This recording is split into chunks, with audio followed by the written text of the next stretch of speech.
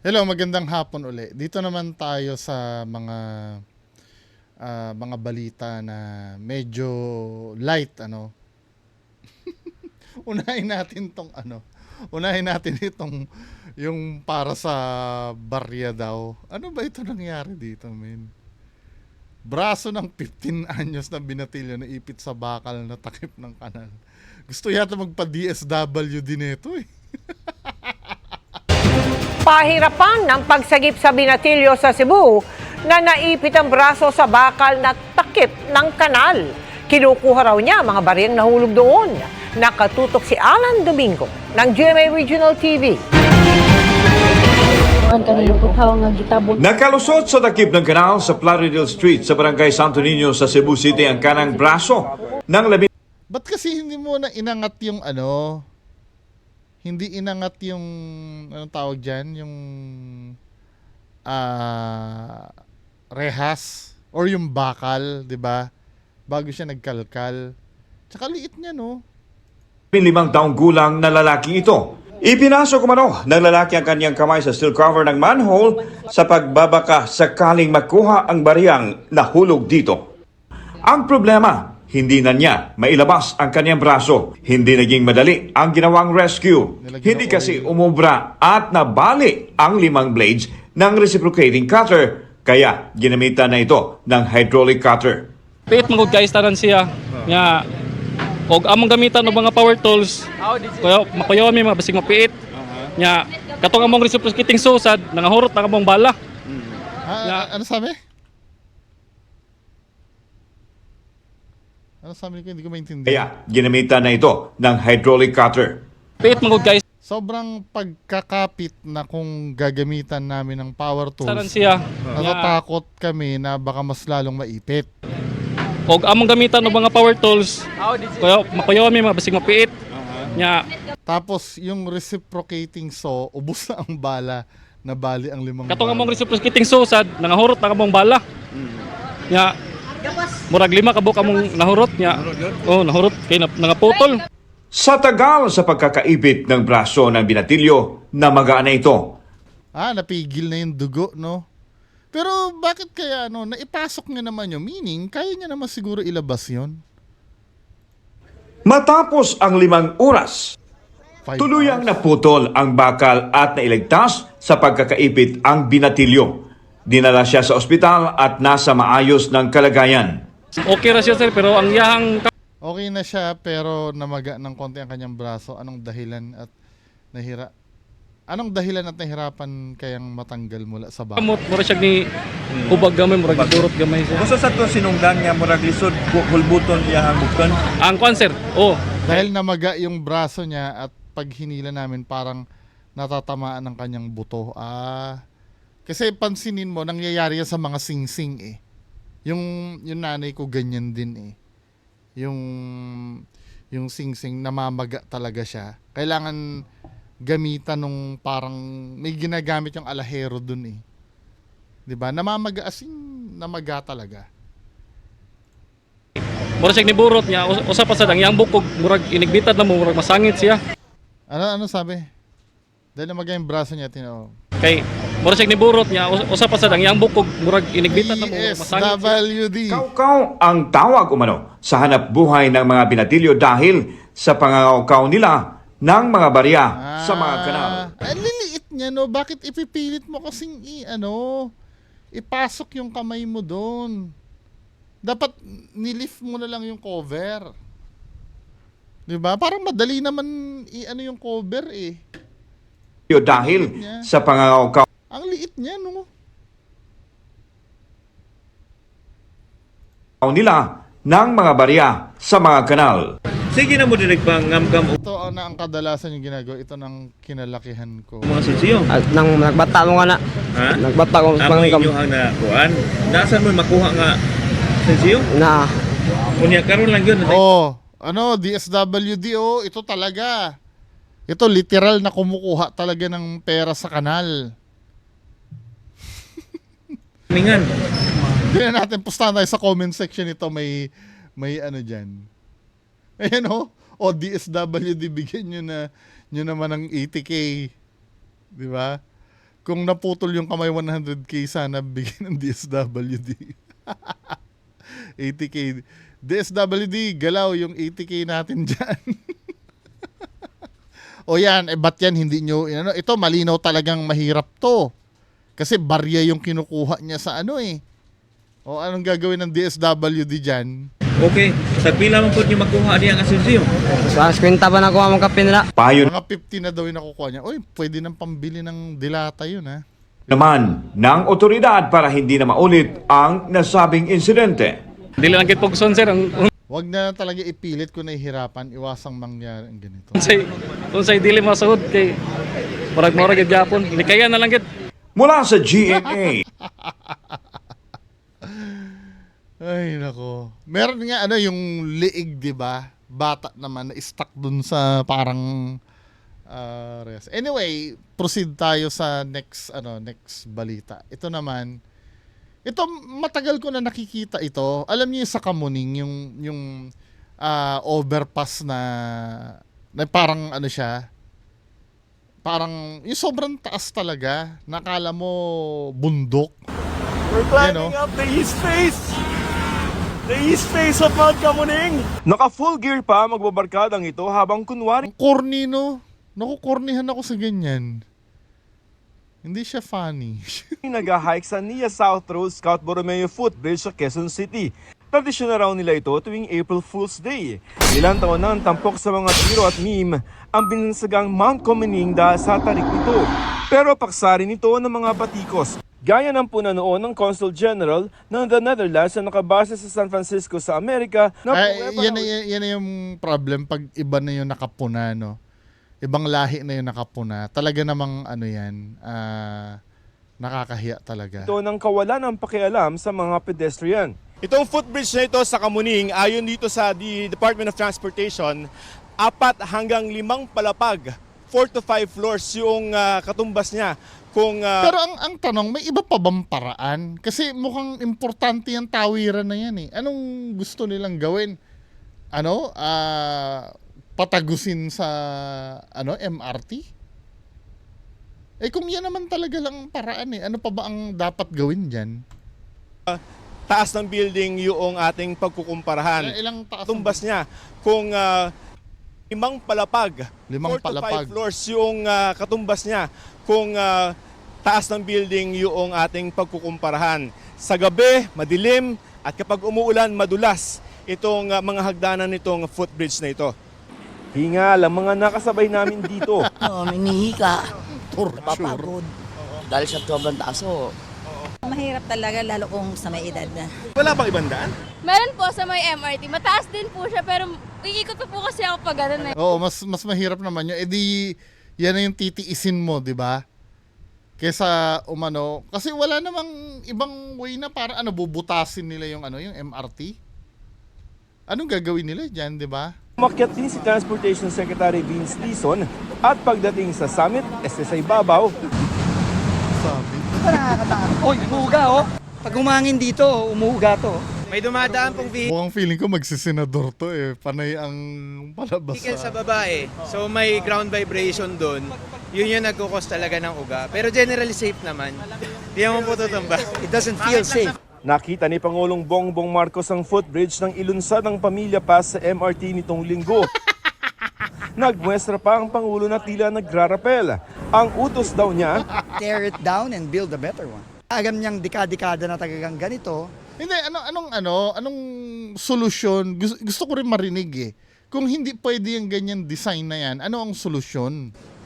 Ayusin naman natin para sa mga kababayan natin. tinanong namin ang mga kapuso online kung pabor sila rito. May mga nagawa pang magbiro na tourist spot na raw ang footbridge at lagyan na lamang ng zipline, slide o pang bungee jumping. May mga hindi pumabor sa pag-iba dahil abala pa raw at magastos o aksaya sa pondo. May mga nagmungkahing i-renovate na lamang para... Pwede elevator ito. Ano ako dito sa elevator? Kasi nagagawa naman yan Sa bagay sa MRT kasi yun yung nakita ko Yung elevator. Pero kasi feeling ko kaya ginawa ng overpass dyan. Kasi yan parang yan yung pinaka-shortcut na daanan talaga. 'Di ba? Sa akin naman, if ever man na, let's say, nakakatuwa nga anong gagawin natin? Gusto nyo ba walang ganyan? Eh di ang mangyari, katulad nung sinabi nung ate na iikot pa, pupunta pa ng MRT bago kayo makatawid. Anong pipiliin nyo? Tumawid kayo. Kung ayaw nyo dyan, di wag nyo tawiran, pumunta kayo sa MRT. Yun, may escalator doon.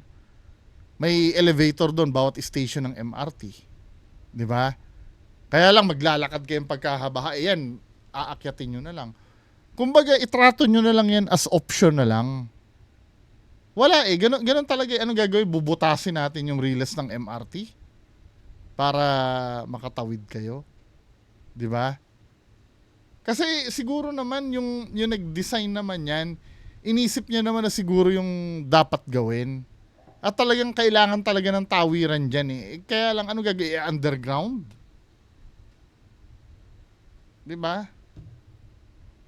Or ang gagawin nyo, yung parang, alam nyo yung parang hagdan ng fire exit na gumaganon-ganon. Then, ganon pa rin eh. Ayan kasi, diretsahan na yan eh. Di ba? Gawing PWD at senior citizen friendly ang footbridge at lagyan ng elevator o escalator. Pero marami ang sumagot na pabor silang gibain ito. Kabilang ang nakasubok umakyat at nanginginig daw ang mga paa kahit may mga hawakan sa footbridge. Pero hindi, pag giniba nyo, anong difference nun sa merong ganyan? Bakit gigibain? Hindi ko rin nakukuha eh.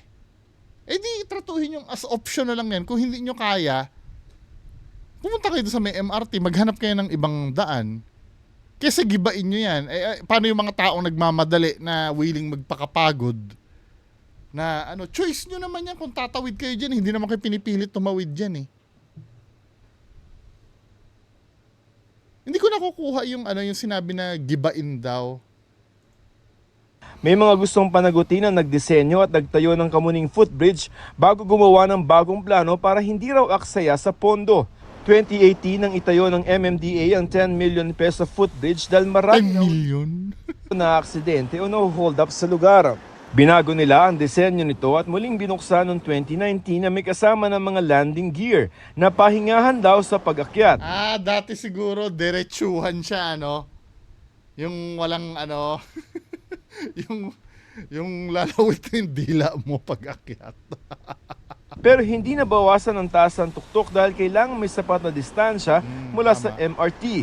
Sabi ng DOTR, inaasahang masimulan ngayong taon ang ipapalit na mababang footbridge na mababa ng konti sa MRT at may elevator na. Ilalagay ito sa commuting station ng EDSA Bus Carousel. Di lalakad pa rin yung tao. Yun nga ina-avoid ng tao eh. Yung maglakad papunta doon eh. Dahil yan kasi direktahang tawiran na yan. Ganun din. Maglalakad din sila. Ang pinakamadaling malayo. pagigipatan, para isahan na rin. Tamo, ang layo nun Doon na sa busway stop natin. Ang layo nung lilipatan Maglalakad yung mga tao doon. Yung pinagod mong maglakad doon, tinan mo yung yung tinuro ni Secretary Pagigipatan, DOTR. para isahan. Ayan ang layo nun 1 kilometro yata yun. So just imagine, nandiyan ka na, tatawid ka lang, maglalakad ka papunta doon, 'di ba? Then hindi, I do suggest kung gusto nyong kung gusto nyong gumawa ng tawiran doon na isasabay sa MRT, gawin nyo na lang, wag nyo nang gibain yan. Para sa mga nagmamadali, kung gusto nila magpakapagod diyan, edi pero sa mga tao na ayaw niyan, edi wag silang tumawid diyan, 'di ba? Ganun lang naman kasimple 'yon. Bakit hinahatak ba kayo diyan ng footbridge na 'yan? Pagka pumunta kayo diyan, kaya kailangan gibain pa 'yan? Wag nang gibain, okay na 'yan. Tapos gumawa na lang kayo doon yung tinuturo nyo. Na rin, doon na sa busway stop natin. Para sa GMA Integrated News, ako si Joseph Morong, ang inyong saksi.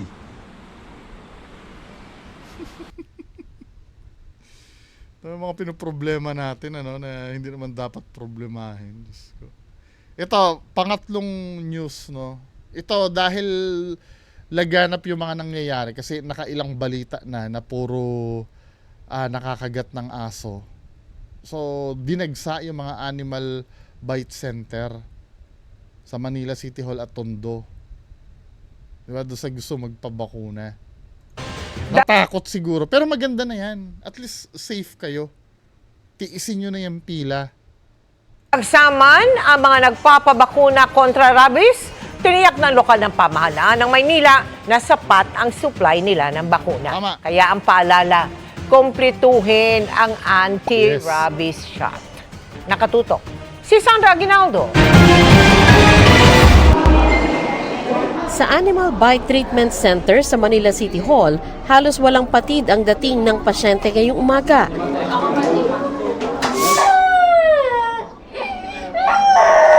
Kabilang ang mga menor de edad, tulad ng 6 na taong gulang na batang ito. Pinabakunahan siya ng kanyang ina matapos makagat ng pusa sa paa. Alam nyo dati, takot din ako dyan sa turok ng bata ako eh. Hindi ko alam, ano bang kailangan katakutan doon sa turok? Actually, may pusa ako eh. Kung makikita nyo pagala-gala, may makita na kayong pagalaw-galaw dyan. Minsan nasa ibabaw ng rep doon. Diba? Yung bigay ni Sir Ed. Ayun, natutulog pala doon. Kulay black siya eh. Kumakain kami, tapos lumabas siya kasi kasama niya yung pinsan niya. Yung pusa po kasi natutulog lang dun sa may labas ng pintuan. Nagulat na lang kami, bigla na lang sumigaw yung pusa, pati siya sumigaw. Naapakan Tapos po sabi niya, pumasok siya sa akin, umiiyak na siya, tapos pinakita niya yung paa niya, nagdudugo na po. Matyagaring naghintay ng kanyang anti-rabies shot ang lolang 66 years old matapos namang makalmot ng pusa. Ako mismo, nakita ko doon sa kapitbahay din namin. Bakit 'di ba ang pusa ang rabies na kukuha sa kagat ng pusa. Oy pusa. Pusa. Lika dito. Ito yung pusa ko. Sige, meow meow ka nga. Meow meow. Meow sabi mo. Huwag kang umuya. Meow meow ang sabihin mo. Kaya dapat yung mga pusa, naturukan nyo ng anti-rabies. Ito, bigay sa akin to ni Sir Ed Caluwag eh. Diba? Pagala-gala dito sa bahay, baka regular nyo nang makita yan dito sa sa vlog ko. Diba? Yung pusa na yan. Anyway, mga kababayan ko, pagpatuloy natin to. Alam niyo kung bakit pati kalmot ng pusa ay may problema. Kasi dinidilaan nila yung mga paw nila, 'di ba? So may laway nila 'yon na pagka kinalmot sa iyo, pwedeng magkaroon ng rabies 'yon. Ganyan pala mangyayari pag binabayaan mo. Kaya yung anak ko, pinipilit ko siya kaya... Marami na natakot. Nasa hanggang 150 raw ang pasyente rito araw-araw. Sa Animal Bite Center sa Tondo, pinabakunahan ng ginang na ito ang mga anak na nakagat ng aso. Naka-second dose na ang 7 taong gulang at pina-booster shot ang 10 taong gulang na kapwa nakagat ng aso. Sana kapag nalaman kagad nila na nakagat sila or nakalmot, magpabakuna po kagad kasi sa panahon ngayon, di po natin pwede pagsawalang bahala. Pero naman, alam ko yung pusa, mababa naman na risk eh, pero iba pa rin yung sigurado talaga. Yung kalusugan ng mga anak natin. Pinaalalahanan ng center ang mga pasyente na kailangan nilang bumalik para kumpletuhin ang Iyak si ate, anti-rabies shots. Kung positibo sa rabies ang pasyente, kailangan buong pamilya ang magpabakuna. Nag-positive po yung isang kamiyembro ng pamilya, like for example, namatay po siya sa rabies, yung mga immediate family, kailangan po magpa-prophylaxis na po sila for protection po nila. Sapat naman daw ang supply ng vaccine ng Manila LGU dahil inasahan na nila ang pagdami ng pasyente noong tag-init. Idagdag pa raw na may mga kababayan tayong namulat ang mata sa panganib na dulot ng rabies dahil sa ilang trending video na naglabasan. Dapat po pumunta pa sila, lalong-lalo na po kung yung biting animal ay hindi na nila nakikita or hindi na sigurado, hindi namatay po. Para mag-consult sila para mabigyan po sila ng proper medication. Kahit matagal na panahon na rin po. Para sa GMA Integrated News, Sandra Aguinaldo, nakatutok 24 oras. So, ayun lang ang ating mga pag-usapan ngayong araw na to. Diba? Kung meron kayo naranasan na yung mga kinagat-kagat dyan, hindi biro yun. Paano nyo na agad ipaturok nyo na? Kasi mahirap magsisi bandang huli. Diba? So, yan lang po ang ating pag-uusapan ngayong hapon. Magandang hapon sa inyong lahat. Bye-bye!